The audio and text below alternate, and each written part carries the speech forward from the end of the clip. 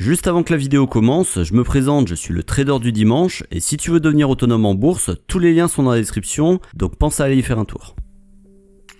Chaque année, les investisseurs qui souhaitent se lancer sur les produits de bourse et notamment les produits dérivés tels que les CFD cherchent des informations sur le meilleur broker et sur la manière de vérifier qu'ils sont autorisés et régulés en France. Ouvrir un compte de trading et faire un virement de plusieurs centaines ou milliers d'euros à un courtier en ligne demande un minimum de confiance. En effet, l'investissement sur les marchés boursiers et spéculer pour obtenir des profits lorsqu'on est débutant dans ce domaine demande une bonne dose de préparation et de recherche. Dans cette optique, afin d'éviter les arnaques et fraudes en tout genre réalisées par des entités peu scrupuleuses, l'AMF, le gendarme de la bourse en France qui a parmi ses missions celle de protéger les épargnants, publie régulièrement, soit environ toutes les 2 semaines, une liste des sociétés pour lesquelles elle met en garde le public. Les motifs sont nombreux et j'en ai noté 3. Le premier, c'est l'usurpation d'un autre broker. On se rappelle par exemple le 29 novembre 2018, l'AMF qui a publié une mise en garde contre un site qui était frauduleux et qui voulait se faire passer pour le broker Admiral Market. Ou alors deuxième motif de mise en garde, ça va être l'usurpation d'un site gouvernemental. Par exemple, le 22 avril 2015 ou encore le 10 avril 2019, des sites tels que sci-gouv.fr ou encore optionbinaire-amf.com ont été catalogués dans la liste noire car ils essayaient de se faire passer pour des sites reliés à l'État. Et enfin, un dernier motif qui a attiré mon attention, c'est l'interdiction de commercialiser des produits financiers auprès de la clientèle française. L'apparition en 2020 du Covid-19 a fait exploser la paisibilité qu'avaient connue les marchés financiers en 2019 et qui s'était clôturé avec un gain de plus 26% sur le CAC 40. Avec un indice qui s'est complètement effondré à partir de février, passant de plus de 6100 points sur ses plus hauts à presque 3500 points quelques semaines plus tard, la peur chez de nombreux investisseurs s'est donc fait ressentir. En parallèle, de nombreux sites internet frauduleux ont vu le jour, profitant de cette période de solde sur les marchés et de l'appétit soudain des particuliers pour la bourse et pour les placements sur des valeurs refuges. Leur objectif, soustraire des données personnelles des apprentis traders pour ensuite les démarcher par internet afin de leur proposer d'investir dans des produits financiers exotiques à fort rendement et sans risque et le tout à court terme. Parmi les actifs proposés régulièrement par ces sites frauduleux, il peut y avoir l'or, les métaux précieux, les grands crus ou encore le whisky. Dans un article du 26 mars 2020, l'AMF rappelle d'ailleurs qu'il n'existe pas de rendement élevé sans risque élevé en contrepartie.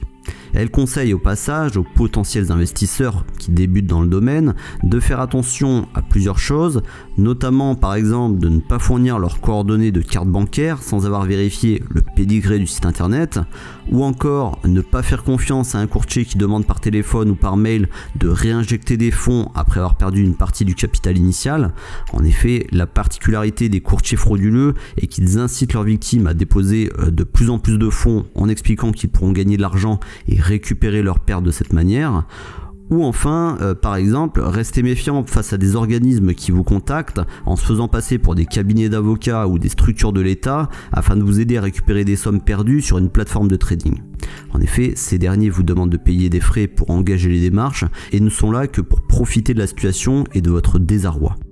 L'autorité des marchés financiers met à jour régulièrement son site afin d'informer le plus rapidement possible les particuliers pour les protéger contre les arnaques liées à l'investissement sur des produits financiers. Voici d'ailleurs un aperçu de la liste des sociétés qui ont été inscrites sur la liste noire de l'AMF depuis le 1er janvier 2020 et dans lesquelles vous devez absolument éviter de placer votre argent au risque de perdre une partie ou la totalité de votre capital. Cette liste, elle n'est pas exhaustive. De plus, l'AMF avoue elle-même qu'elle n'arrive pas à surveiller en temps réel la totalité des courtiers frauduleux tant ils sont nombreux à apparaître chaque mois et les démarches de la commission des sanctions prennent du temps. Toutefois, vous pouvez retrouver tout l'historique via le lien que je vous mets dans la description de cette vidéo. D'ailleurs, je voudrais noter qu'aucun site internet en rapport avec les options binaires n'a été relevé par l'AMF dans sa liste noire. Après recherche, la dernière inscription date du 11 juillet 2019. Pour s'assurer que le courtier dans lequel vous souhaitez investir est un acteur de confiance, il n'existe en réalité pas de liste blanche. Pour autant, plusieurs outils vous permettent de constituer vous-même cette liste, et parmi les outils à votre disposition, vous avez par exemple le site Regafi qui recense les agents financiers agréés et détaille d'ailleurs les autorisations qu'ils possèdent sur le territoire, mais aussi consulter le site abe-infoservice.fr et contacter leur service via le formulaire de contact ou par téléphone afin de vous renseigner sur un broker en particulier si vous avez un doute. Comme vous venez de le voir dans cette vidéo, de nombreuses arnaques prolifèrent sur la toile concernant l'investissement sur des produits financiers. Pour éviter de tomber sur une arnaque, pensez à analyser tout l'écosystème du broker, que ce soit son sirène, l'historique de la société, l'avis des internautes, les forums de discussion ou encore tester le compte de démonstration. Cette première étape dans vos recherches vous permettront de faire un premier tri. Enfin, pour vérifier que votre intermédiaire financier est régulé et autorisé à exercer en France, les données compilées par l'AMF et l'ACPR en lien avec la Banque de France, donc l'autorité de contrôle prudentiel et de résolution, vous permettront de confirmer votre choix et ainsi investir une partie de vos économies en toute confiance.